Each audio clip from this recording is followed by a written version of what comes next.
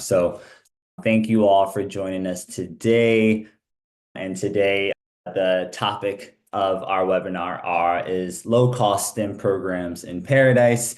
And more specifically, that Paradise is the state of Florida. I imagine a lot of folks who are attending today are familiar with the state of Florida, known for its beautiful beaches, great weather, and also really top-ranked institutions. And today we'll be featuring two of Florida's great universities. First, the University of West Florida and also the University of North Florida. And so just to get things started, I am your host. And so my name is Savon Jackson, and I am an associate account director here at ApplyBoard. I'm based in the US in Chicago. And so just a couple more housekeeping things. And so in the chat, you'll see that there's a Q&A button. Please feel free to ask your questions there. We will have a whole Q&A section at the end, so your questions will definitely be addressed. And we want to make sure that we're meeting your needs when it comes to these webinars. So please, after the webinar is over, please fill out the survey that you'll be getting. And this session is recorded, and you'll also be getting a copy of the recording as well, too. So no need to worry. You can also share that with your colleagues if they weren't able to join today. And so just a quick overview of the agenda. As I was saying, we'll first start with the presentation from the University of West Florida, and from there, the University of North Florida as well. And then, as I said, we'll open it up for a question and answer. And so with that, we will begin with the University of West Florida. So Randolph, please take it away. All right. Thank you so much, Savon. Let's take a look here. Good morning, everybody, to those of you in North America or even South America. Thank you so much for joining us today. I am here in Florida. So happy to be speaking with you. I am from Pensacola, Florida, which you may not have heard of, but happy to share with you all the information we have about University of West Florida. University of West Florida is located right where you see that flag. And so you can see from the map here, if anybody's familiar with this part of the country, we've got Pensacola, and then to our due east, we have Jacksonville, which is where University of North Florida is coming up next. New Orleans, about 3 hours away. You can see we are right on the coast, and we have a couple of really interesting selling points for you. One of them is definitely going to be the beaches here are very popular. You can see in some of the photos, a lot of the photos in this presentation are going to show you what our beach looks like with the beautiful white sand. This is really a top attraction for students because they can go to a school with really high academic quality, but also live in a beautiful part of the world. You can see over here, ranked number 4 as a safe place to live in the United States here in Pensacola, one of America's best cities. It's really a fantastic place to live. This is the area of the United States or one of them, where many people actually vacation. So we are really known for the great outdoors and our summertime activities. Oops, skipped one too far. Let's go back. So a couple of points here. This is, believe it or not, a picture of our campus. It's a very wide angle, but you can see we are quite a natural area. We have all of this forested area, which we'll talk about in a moment. But you can see the buildings here. One of them is the College of Science and Engineering. It's accredited by ABET. If you're not familiar with ABET, it's really top 5% of accreditations internationally for colleges of science and engineering, something we're very proud of. Other rankings include a top 10 public school in the south part of the United States, best regional college, Princeton Review, U.S. News and World Report, top 25 best engineering schools. So really, if you're looking for a really high quality STEM degree program with high academic standards, this is going to be a great option for your students. We do have about 1,600 acres on our campus, which makes it huge. We have a lot of hiking trails. It's really a nature preserve. And we have, I think a couple of important things here about this is the level of safety this provides. I know this is important to your students. We are a town of about 100,000 people or so. Our university is mid-sized. We're at 15,000 total students. About 450 of those are international students. And we are, as I mentioned earlier, one of the safest cities in the country, but also one of the safest campuses. We're about to remove from the rest of the city itself, and we have no public streets on our campus. So anybody you meet on campus is guaranteed to be a student, faculty, administrator, or even a police officer, because we do have a police department here on campus. Crime is just non-existent for us, which is really nice. We do have 4 colleges and 1 school of education. Of course, today we're going to focus on the College of Science and Engineering. And we want to really highlight for you, as somebody who is representing schools in the United States for your students, it's the offer in principle for MS in data science. If you're not familiar with the offer in principle with ApplyBoard, it's basically something that UWF, we've set up directly with ApplyBoard, that's going to give you and your student a conditional offer letter from UWF and the I-20 form within 10 business days of application. So of course, I think one of the most frustrating things for you when you have a student who's interested in a university is you do the application and then you have to wait and wait to get full admission, to get the I-20 form, and your student can't get their visa appointment until this is taken care of. So if you have a student who meets certain criteria and they want to do data science, a master's degree with us, we can fast track this for you with OIP, offer in principle. Now, our Master of Data Science has 3 tracks: analytics and modeling, analytics of business decisions, and health analytics. When it comes to this, there are black and white admission standards. We want to fast track it for you. The only way we can do that is if your student meets our black and white admission standards. So there's no flexibility to be offered here. But if you have a student who has a 3.0 GPA and who has this previous coursework that we have listed here on the screen, then they will not have any issue being admitted. We can fast track that. Okay. A couple of questions you're going to have. We are going to need an official transcript. There is an application fee of $30. No GRE, no GMAT score required. And if you have a student who has a 3-year degree, that's fine, as long as they have completed a total of 120 hours. All of this information is going to be available to you after the presentation. All other degrees that you're going to want to consider for your students. We do not have offer in principle available for computer science yet, but we will. And so you're going to want to have this on your radar. It's the exact same deal. You're going to need the same GPA, and you're going to have some prerequisites your student must have completed. But if they have those requirements done, we can give them the offer in principle once we get that officially announced, coming up in probably in spring of 26. One more degree program for you: information technology, very popular degree program with us. These are options you're going to want to consider for sure. Now, aside from this, we do have graduate assistantships that we offer, where your student can, once they get admission to the university, apply for a GA. This would also include TAs, teaching assistantships, things like this for your master's level students. We do have a considerable number of opportunities at our university for this. And these are the basic requirements, but a GA is a great option for your student to apply to. These are awarded not just on GPA. So even if your student has a lower GPA, a 3.0 instead of a 4.0, they're going to have about as good of a chance of getting the job as anybody else. So something to keep in mind. Also want to mention, we have plenty of OPT opportunities and of course STEM OPT opportunities. Some of our degree programs are going to have CPT opportunities. If you're not familiar, this is work authorization available to your student here at our university. I'll also mention on campus, you're probably aware, with an F1 visa, your students can work a total of 20 hours on campus. And our students are working in every department on our university, tons of on-campus jobs available to you. Finances, again, you'll have access to this after the presentation, but graduate level, they're going to need to show that they have $29,625. If they can do that, then we're good to go. There is a $200 non-refundable I-20 deposit.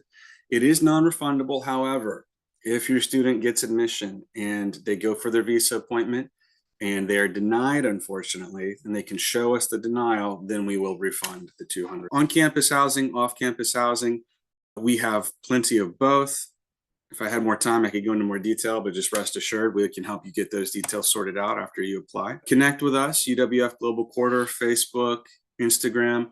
This is a great tool to show to your students what life really looks like at the University of West Florida. I want to leave you with a couple of key points.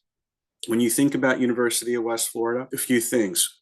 High academic quality with ABET accreditation. I forgot to mention our College of Business is AACSB accredited as well, which is also top 5% internationally. So high academic standards, very low cost.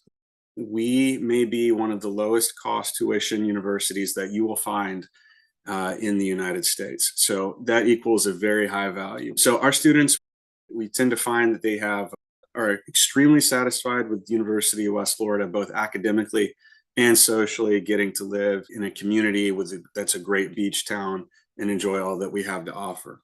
But you don't have to take my word for it. We do have a brief video for you of students speaking about why they chose UWF in their own words. I'm told there's no audio in the video in the chat. Savon, that might be because you're on mute. Okay, Savon's going to save us here, I think. Maybe now. Our campus and our city are so safe. So we can hear it now, Savon. Such a great value, Yeah. such a great value. Yeah. I'm from Sweden. I'm from Brazil, and I chose the University of West Florida. And I chose the University of West Florida in beautiful Pensacola, Florida. I chose UWF because all my professors know my name. The Florida University system is ranked #1 in the United States. #1 in the United States. I chose UWF because I want a university with high quality academic standards. High quality academic standards. I chose UWF because our campus and our city are so safe. I chose UWF because the tuition and cost of living are such a great value. Such a great value. Pensacola is close to big cities like Atlanta, New Orleans, and Orlando. And of course, I'm so happy I chose UWF because Pensacola is home to the most beautiful beaches in the world. The sun shines here. All year around. It is so easy to get involved and there's always something fun happening. I chose UWF because Pensacola is rich in history. It was founded nearly 500 years ago. I chose UWF because it helped me secure a CPT internship at IHMC. I was able to learn English here first. And then easily transition to a degree program. At the University of West Florida, everyone is welcome. All cultures are celebrated, and every student graduates prepared for a global future. Yo escogí a UWF. أنا اخترت UWF. Eu escolhi a UWF. Very percent UWF. So I chose UWF. Jag valde UWF. I chose UWF. What about you? All right, thank you, everybody. I'll be available for questions later in the presentation. I'll pass it back over to Savon for now. Fantastic. All right. Thank you, Randolph. And so now we will move forward with the University of North Florida. And Glenn, feel free to take it away and I'll stop sharing my screen. Hi, Glenn. I think you're still on mute. Would you mind unmuting first for now? Glenn may be frozen. Oh, Glenn, I think you're still muted if you can unmute. Glenn, can you hear us? Glenn, I think he's frozen. Let me see if I can send a message to him. Oh, okay. All right. I think, Glenn, you're unmuted now. Can everybody hear me? Yes, we can hear you. All right. Awesome. Awesome. I'm very sorry about that. Technology. My name's Glenn Besterfield. I'm the Dean of Enrollment Management at the University of North Florida. I think Randolph did a great job describing Florida, all the beaches, the great environment. We're located in Jacksonville, up in the upper northeast of Florida. Jacksonville is a large metropolitan area of about 2 million people. By American standards, that's extremely large. By India standards or some other standards in the world, that's a small town, of course, but it is a large metropolitan area of about 2 million people. Starting from the bottom here, I'm going to talk about all this. Jacksonville area, hottest job market in America. Talk about the major corporations. We're going to talk about admission requirements for undergrad and grad. And of course, subject of this presentation is STEM degrees. We'll also talk about cost of attendance and scholarships. So just a little bit about Jacksonville. Yeah, our university, we're close to the beach, great weather in the state of Florida, but really probably one of the most important things for any international students, whether they're coming from South America, Africa, South Asia, is the job market. And as you can see a little bit about Jacksonville here, fourth fastest growing city in America. And these are all accolades, very recent accolades from 2024. But I really want to highlight the one in the middle on the right. This is the Wall Street Journal, probably one of the most reputable publications of all in America. We are the #2 hottest job market in America. In 2023, we were the #3 hottest job market in America. Coming up here, probably next year, maybe #1 hottest job market in America. Top city for tech workers. Best city, one of the best cities for U.S. job seekers. And this is of all of America. So a great job market for international students and a growing metropolitan area. A lot about the Fortune 500 companies in the Jacksonville area. You'll see a lot here on banking. You'll see a lot here on supply chain and logistics. We are one of the largest ports on the eastern seaboard, Jacksonville, and supplies much of the southeast of America with goods from all over the world. You'll also see a lot in healthcare. We're actually home to probably the greatest hospital in the world, Mayo Clinic. There's only two places where Mayo Clinic exists as their primary locations, and that's in Minnesota and Jacksonville, Florida. And other healthcare here, Fortune 500 companies like Johnson & Johnson. So great opportunities for students post-graduation. This is going to be shared with you.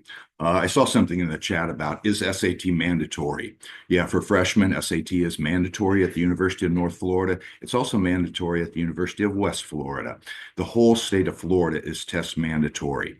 For freshman admissions, we're pretty simple here. You can apply by Common App or our institutional app, $30 non-refundable application fee. That's very reasonable for American higher educations when many universities are charging $100 up to $200 for an application fee. All we require is the transcript and English translation. If applicable, we will do the evaluation on our own. For grad applications, $30 application fee. Once again, we're looking for a 3.0 or higher. Depending upon the country, we can classify that differently on all the different scales of every country. We do need the transcripts with an English translation. We do require an English language score at the graduate level. By the way, at the undergraduate level, freshman level, we do not require an English language score because we are using the SAT or ACT in lieu of the English language. But standard scores such as a Duolingo 110.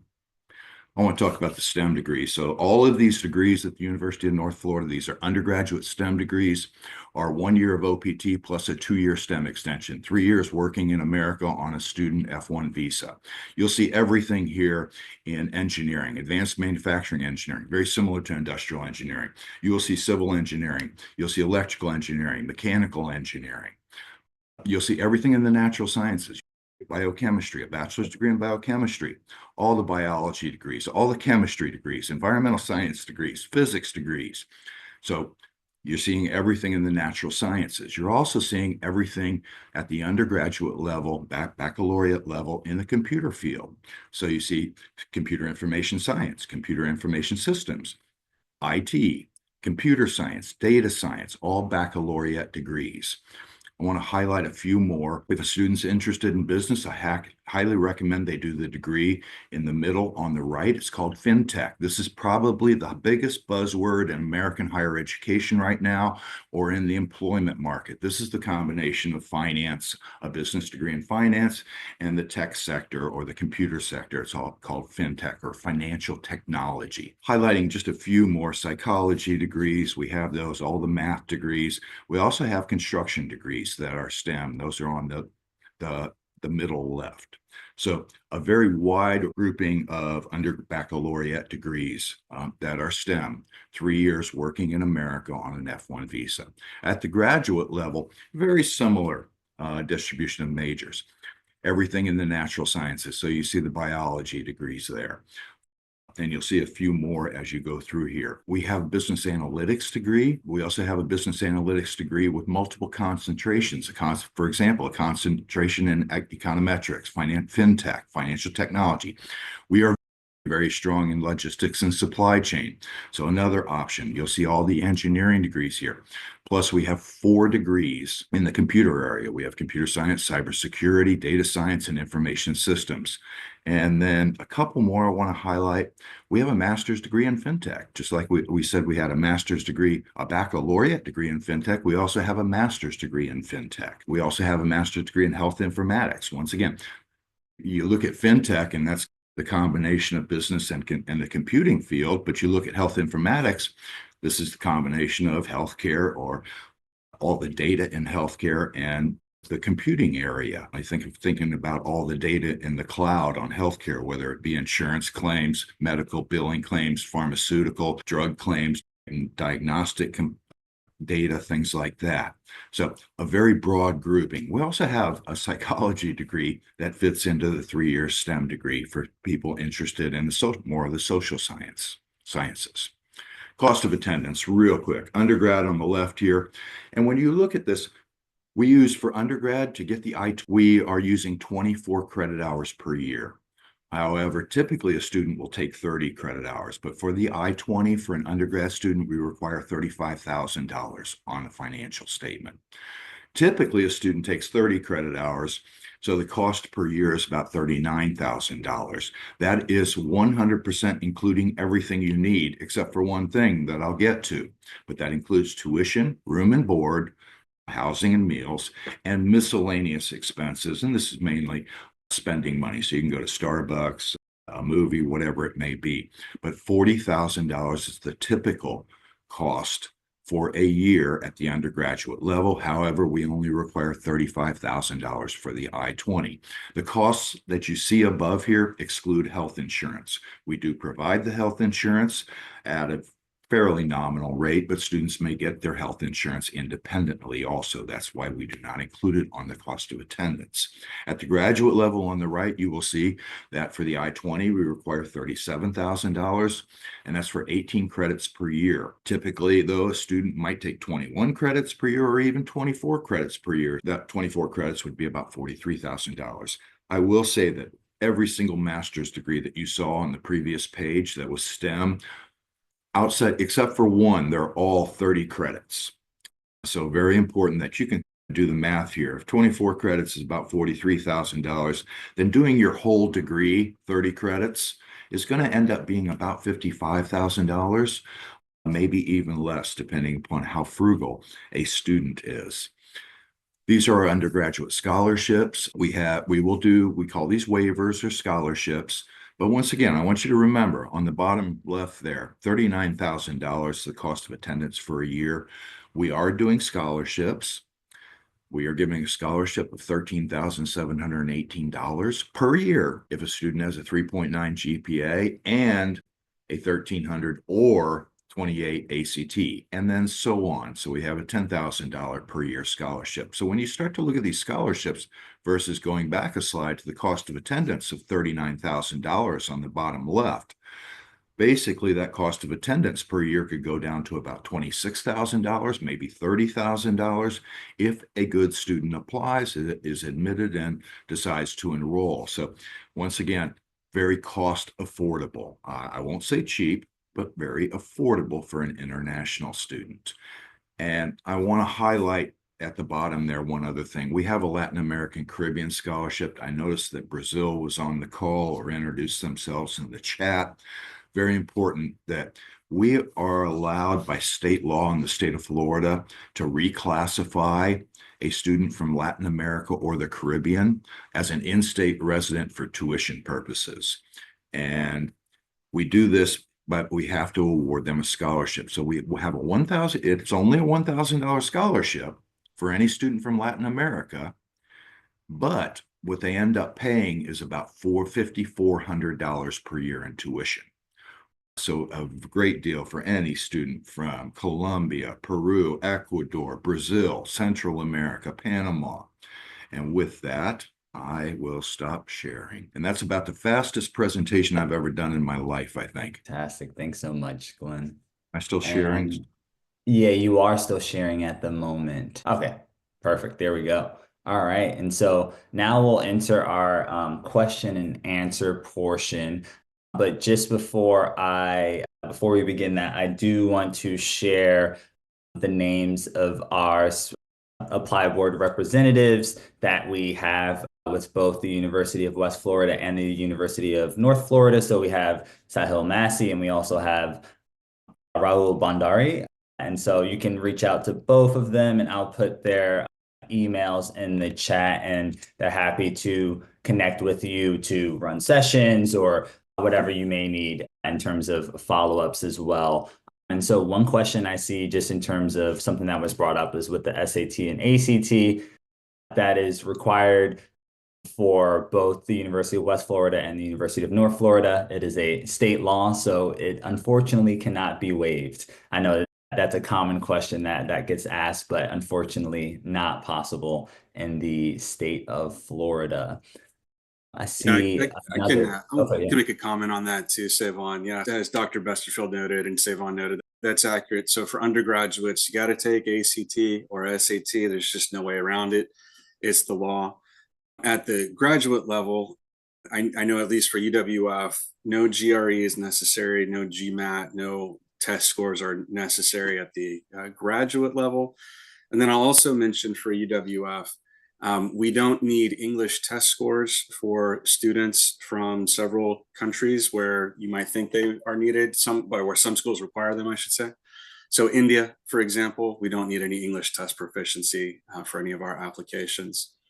And then one more thing I wanted to know, there are a couple, besides the SAT being mandatory for both UWF and UNF, the Latin American scholarship that Dr. Besterfield described is also available at University of West Florida. Students from the South America, Central America, Caribbean countries, we can award a scholarship to you, and many students are awarded this scholarship, which basically gives you in-state level tuition.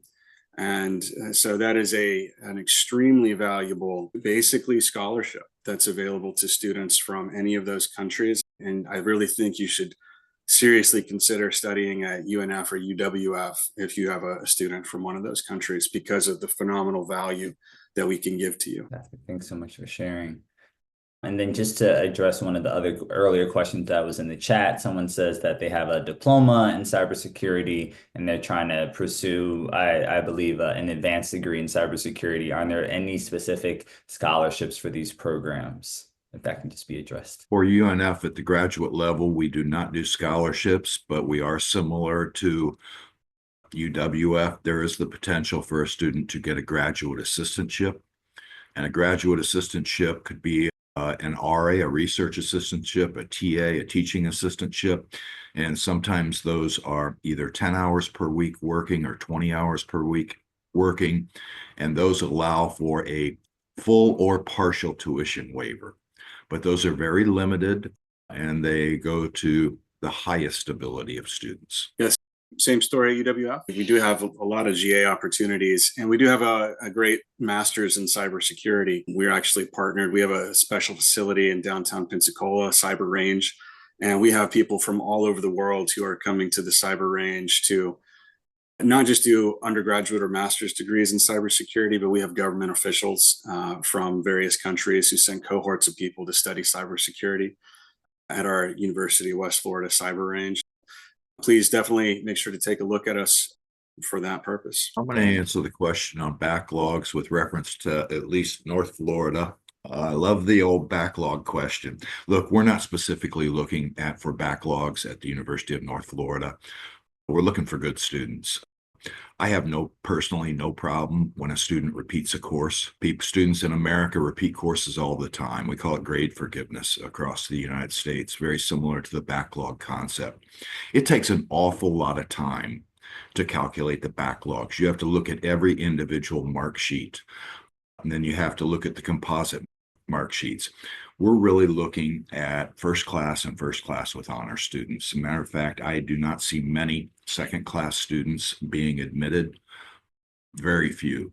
Potentially, if they have a great work background and they submitted their resume, they would be working. But as you look at the University of North Florida at the graduate level, you're really looking at students that typically have 65% marks or higher, maybe down to a 60% marks where they're bordering on second class. So but we are not specifically calculating the number of backlogs. For University of West Florida, we are not discriminating against students who have a certain number of backlogs. That's totally fine if you have an applicant that has any number of backlogs.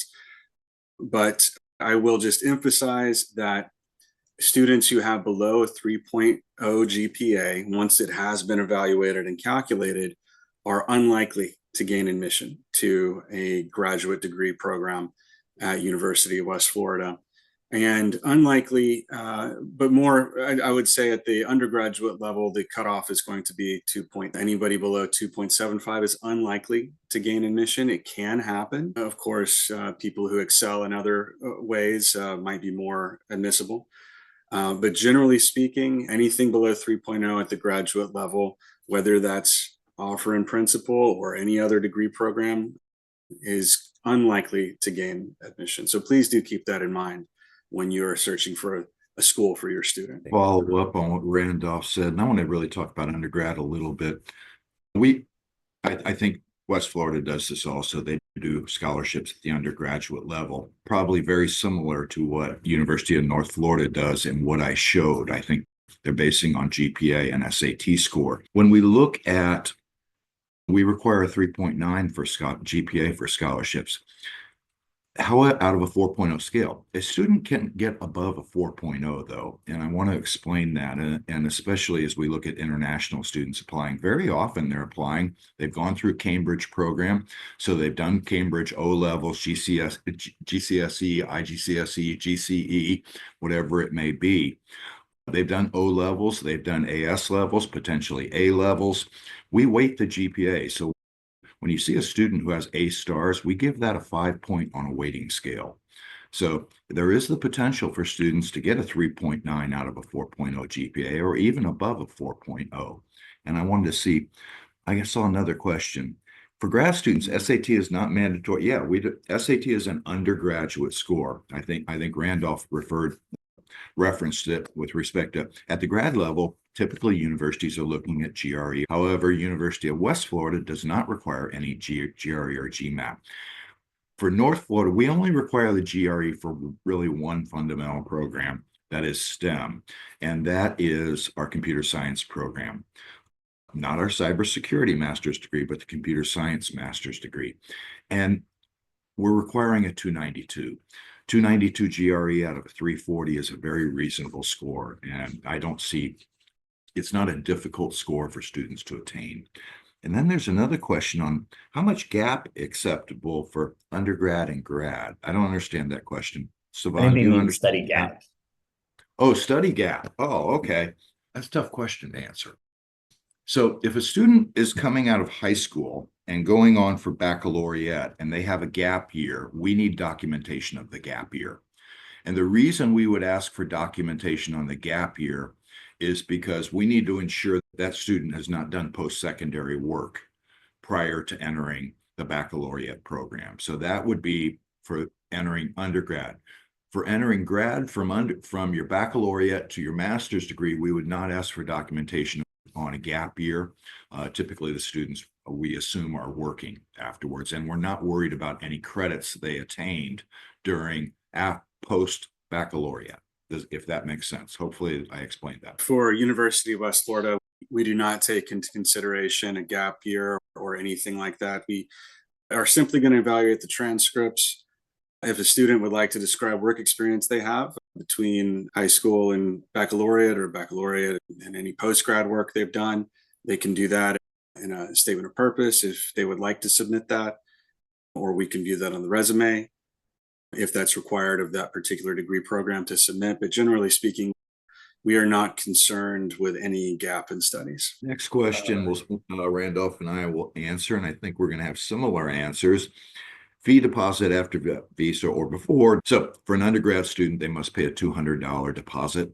That is required of all undergrads at the University of North Florida. That is paid prior to getting the I-20. At the grad level, we do not have any deposits. So once admitted, they can submit their financial statement, their affidavit of support, and get the I-20. And I think that's similar for University of West Florida. So University of West Florida, it's $200, exact same story, but we require that for graduate students as well. So to get the I-20 form, you do, as soon as you acknowledge, confirm that your acceptance to the university, we require a $200 deposit, and then we can issue the I-20 form to you all.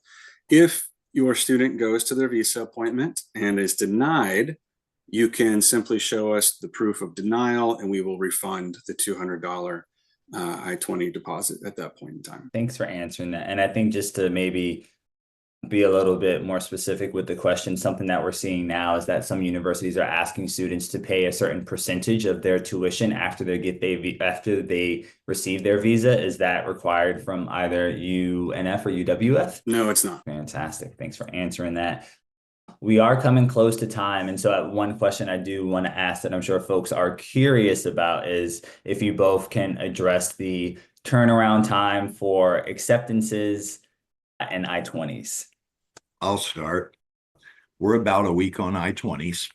Once financial statements, look, as an agent working with, or an agency working with ApplyBoard, email me. If something's taking more than five days to get the I-20, email me. I'll get it back to you within a day. Regarding admissions decisions, we don't do the offer that University of West Florida does. We don't do that at the University of North Florida. We're making a full, unconditional, unprovisional admissions decision. It takes us a little bit longer. I would say 2 weeks, and we will have the offer once we have all the documents. We do get real busy, and as you get real busy as agents, and there is a peak that starts to occur, and we're starting to get into that peak right now. As we get into March and April, the volume becomes extremely high. If you ever have a problem after you submitted all the documents and you have had to wait 2 weeks and you don't have a decision, email me, go through Savon, contact me. I'll have the decision the next day to you. Yeah. So we do in-house credential evaluations at University of West Florida, which means that we can offer pretty fast admission in most cases. Now, it is obviously incumbent upon you to make sure that you have submitted a complete application. We can't give a decision on an application unless it is fully complete. Even if we have the GPA, we've done the evaluation in-house. But assuming that you all have given us that information, we can do a quick admission, and the I-20 form is going to come within 3 to 4 days, typically. That fortunately is something that we manage out of my office, the Office of International Affairs. It's something we can control pretty closely.